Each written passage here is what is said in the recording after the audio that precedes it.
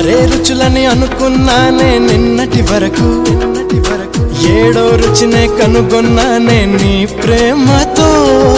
രുചികളാ നിന്നെ ഞാൻ കണ്ടു ഇന്നലെ വരയിൽ ഏഴാം രുചിയും ഉണ്ടെന്നറിഞ്ഞു നീ പ്രേമത്തോ నిన్నటి దాకా నాలుగు దిక్కులు ఈ లోకంలో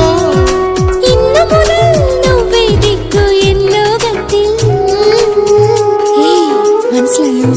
నీ పలుకులే కీరవాణి నా పెదవితో తాళమేయని